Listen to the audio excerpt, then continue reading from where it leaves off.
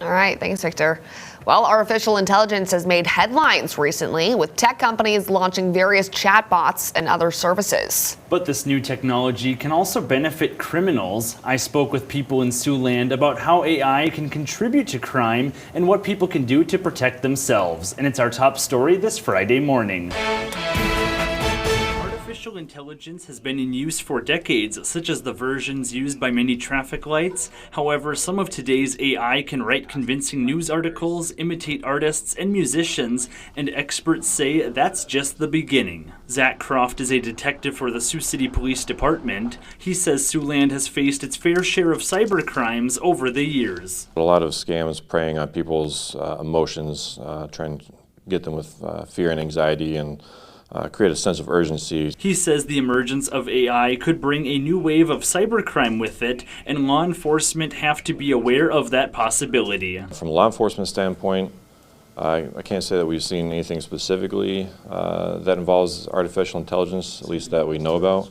But it certainly increases the difficulty in solving cases. AI is still fairly new, so Croft says authorities need to keep up to date on the latest cybercriminal tactics, but experts say that's hard to do. AI is a double-edged sword.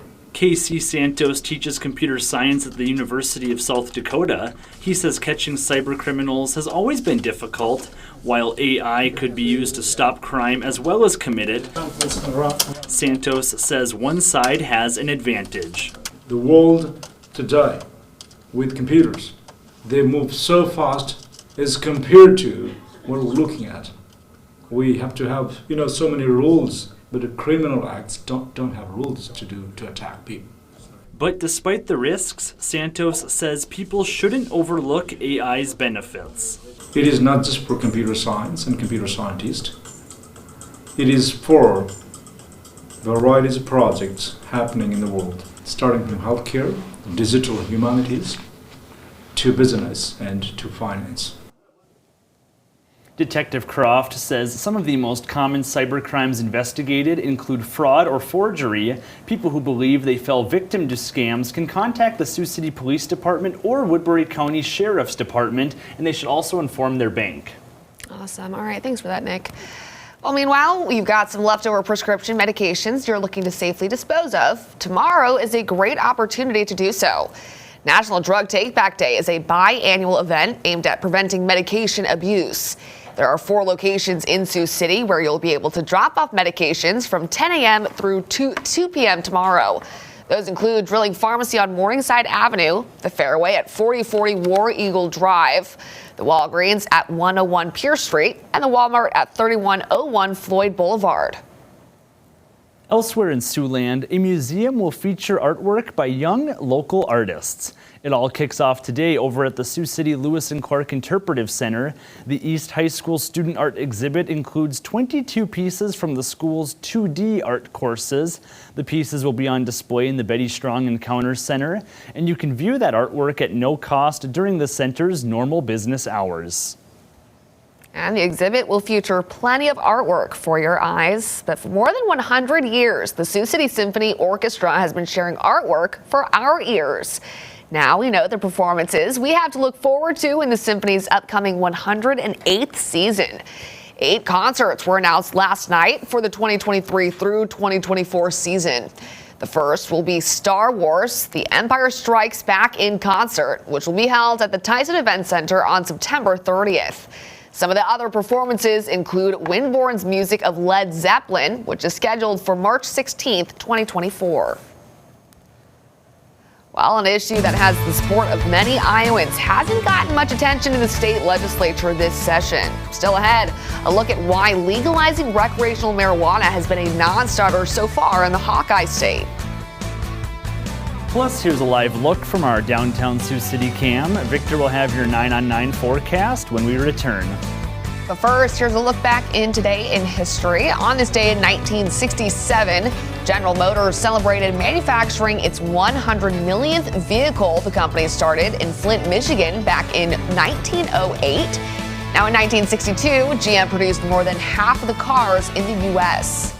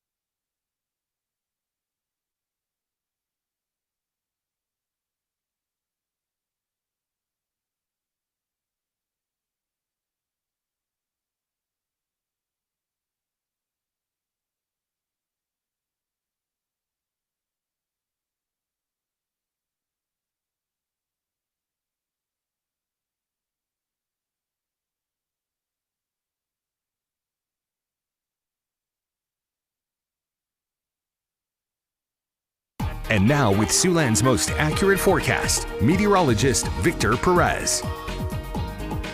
Well, Siouxland starting off the morning pretty quiet right now at 5:08 as we see that downtown is looking pretty quiet across the area. We'll see a little bit of a change later on with our expected showers, but for now we're in the 30s and at the freezing point for some of our northern areas.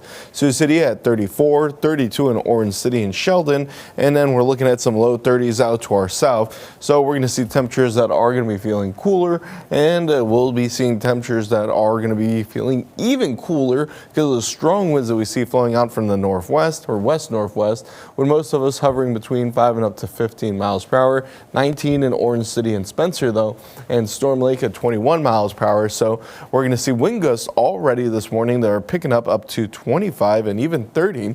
Got 28 mile per hour gusts in Spencer, 26 in Storm Lake, and we'll continue to see strong winds flowing in out from central areas of Nebraska and South Dakota as they move further and further into eastern portions of the state.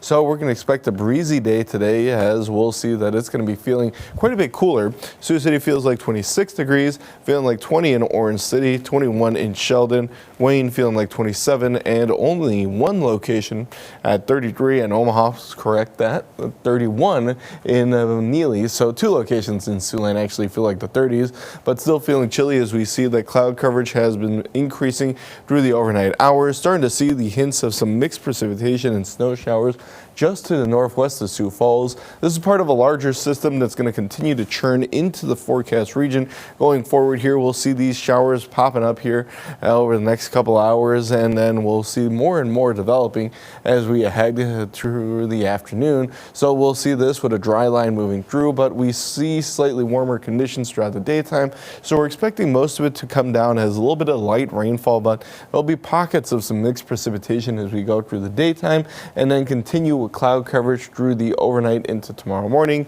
So that'll help us be a little bit warmer, but we're still expecting temperatures to drop below the freezing point. So if you got any early plants that you want to maybe bring indoors or cover up, not a bad idea, as we see that cloud coverage continuing to extend across the area and then move further and further east as high pressure comes off the Rockies, making it a little bit clearer in Siouxland for Sunday, but that's still Sunday. Temperatures today going to be rising up into the mid 40s as we see some conditions that are going to be a little bit breezy again with that mixed precipitation, and the showers focus through the morning as we'll see that high temperatures across the viewing area are going to be in the low to mid 40s and some 30s up north, so not warming up at all, as the 9 on 9 here has temperatures that are expected to be in the 40s for not only today but tomorrow as well. Temperatures dropping below the freezing point on Saturday, and for Sunday morning as we see 50s on Sunday, and we slowly start to crawl upwards.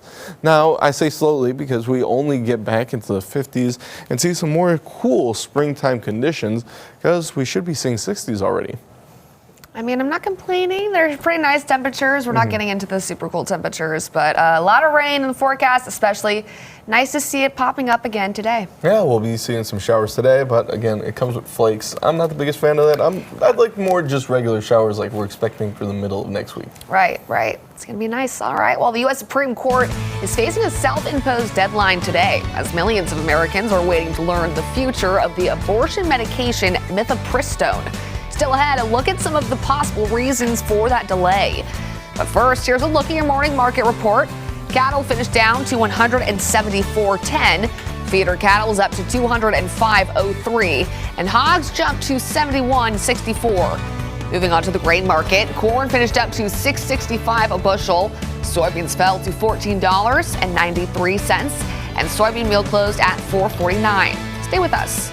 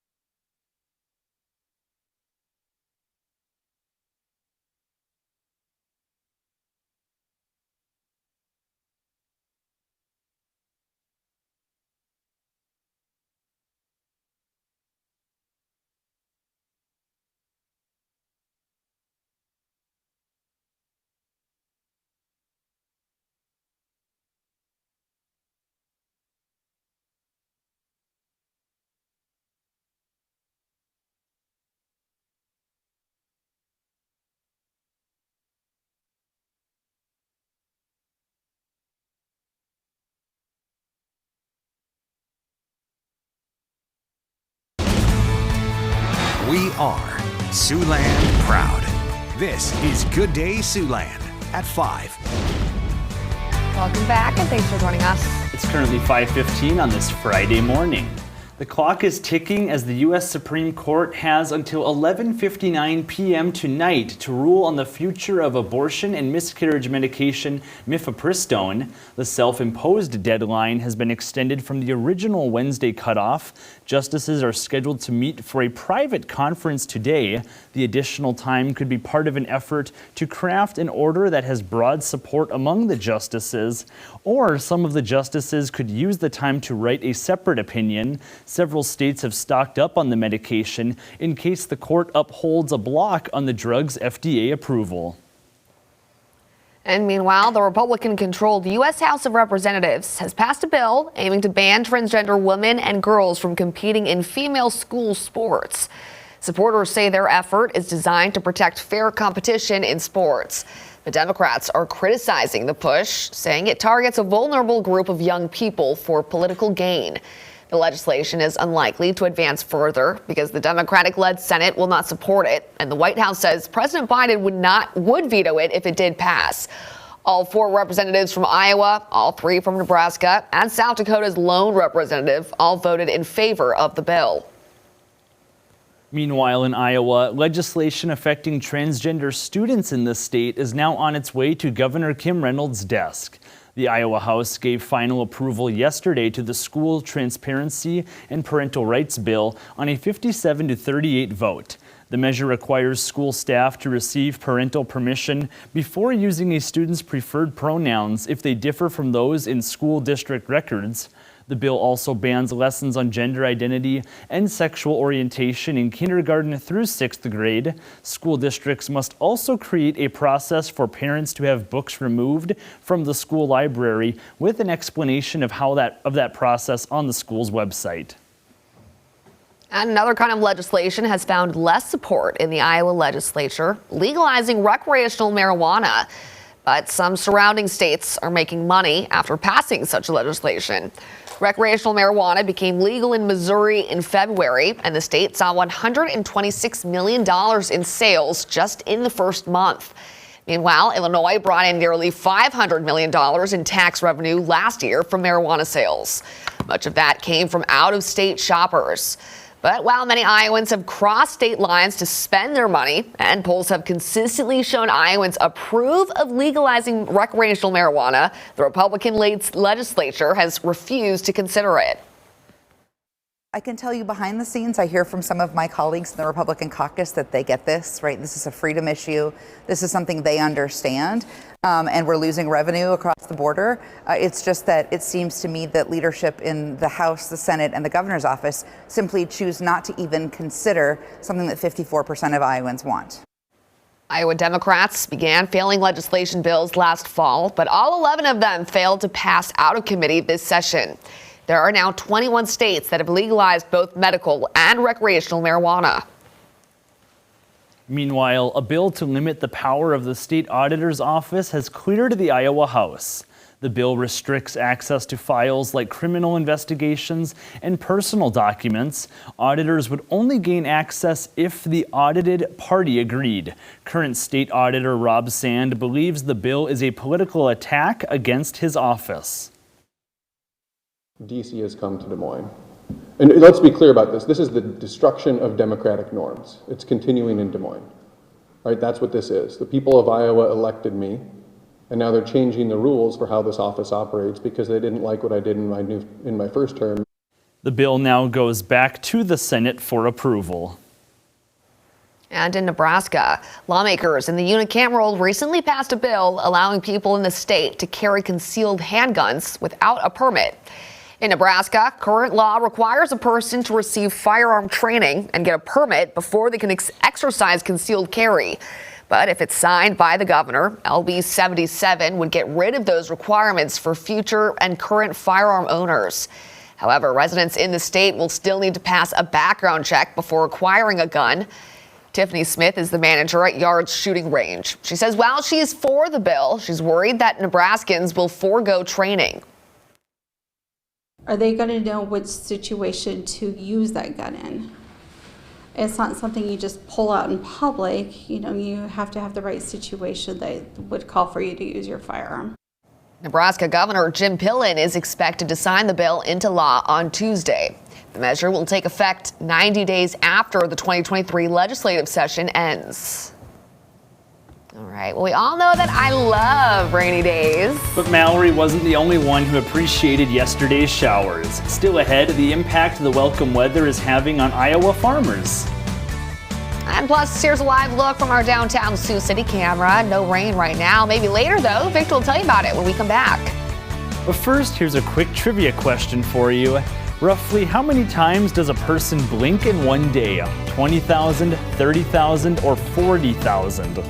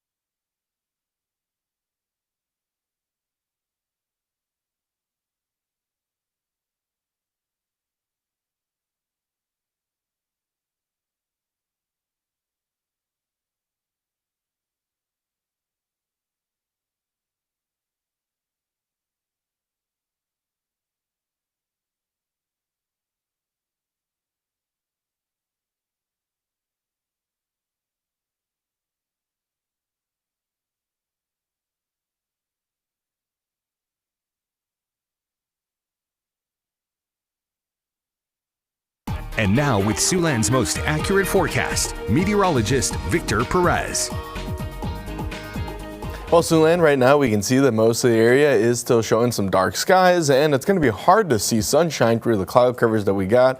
We should be thankful for that clouds, though, because it's been keeping us a little bit warmer in the region with temperatures that are being reported in the 30s, but not in the freezing points for most of us. 32 in Orange City and Sheldon, but the rest of us a little bit warmer. 34 in Sioux City, 36 in Vermilion, and 35 in Wayne. As we'll see that there is a freeze warning and a freeze watch that will be going into effect tonight.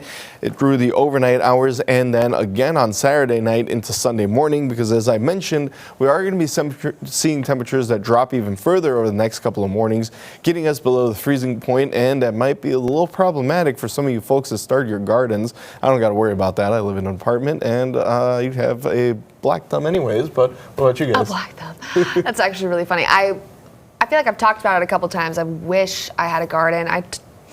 I live in an apartment as well, so I don't have the space or really the opportunity, but I mean, it brings a lot of benefits. We unfortunately have a few rabbits who feasted on our garden last summer, so most of our plants are inside. We might do a little bit of gardening, but luckily we haven't started yet, so I guess we're okay. Huh? Yeah, we got some inside plants as well. All right, well, the showers that we saw yesterday were certainly welcome. We know that I do love a good rainy, overcast day, of course. Yes, but Mallory's not the only one who was a fan of yesterday's conditions. Reporter Roger Riley shares how Iowa farmers say this week's rain is a big help. Iowa weather has thrown just about everything at us this spring. Hail, tornadoes, and storm damage. Now the one thing most everyone really needs is rain. This is a wonderful rain. We've been very dry this spring, have had very little rain. Field conditions were ideal to get out and work them. Denny Frias farms in Hardin County. But now we need the rain to get the crops growing, and we had 1 3/4 inches here, and you couldn't ask for any better rain than what we got. The rain helps not only corn and beans, but lawns and blossoms. So now maybe Iowa farmers are starting to catch a break. So the nitrogen, phosphorus, and potash have come down this year because our futures prices for this year's crop that we're planting now are a good $1 a bushel less than what they were a year ago. Even though this was a very welcome rainfall, this is not a drought buster. They need more rain. We still need a lot of rain this summer because our subsoil is not very full. So tiles weren't even running, I don't think. And meanwhile, despite the rainy, cool conditions, planting season is officially underway in 2 of the Siouxland states. According to this week's USD Crop Progress Report, corn planting is off to a good start. In just 1 week, Iowa farmers have planted 7% of the state's corn crop. Nebraska has 2% of its corn in the field, but South Dakota hasn't gotten started yet as the beginning of the week. Soybeans are off to a slower start, though, as the beginning of the week. South Dakota and Nebraska hadn't started planting the crop. However, Iowa has already planted 3%. All right, well, now let's take a look at our trivia question. Approximately how many times does a person blink in a day? 20,000, 30,000, or 40,000? I feel like this was something I saw in like my biology book or something in Yeah. elementary school. Definitely. It's out the window. Yeah, something along with how many times hummingbirds flap their wings. I mean, maybe I'll think of that. neither of you were counting your blinks during the break and trying to do some math. I can't say that I was, but I mean, I should have. when you have no idea what the answer is, you got to just pick whatever's in the middle, right? I'm gonna go with, what was it, 30,000? Yeah, B. I'll go with 40,000. Okay, I'm just gonna go 20,000 then. Okay. Just because we're all gonna go different then. It's 20,000. Okay. Weird. All right, we know that blinks last an average of about 1/10 of a second. Now we also know a person blinks about 518,017,359 times in their entire life. Wow. Imagine having to sit there, count how many times someone's blinking. I mean, how do they figure it out? I would love to know that. How do they get to that answer? They probably did what Nick did. Right, yeah. Extrapolate. Yeah. In a certain amount of time, they track it. Got it. Definitely. Well, as the capabilities of artificial intelligence increase, so do the number of ways the technology can be used for harm. Why an expert says criminals have the leading edge when it comes to the growing battle, coming in our top story at 5:30. And we'll have a check on the forecast coming up as some sprinkles are underway in Siouxland.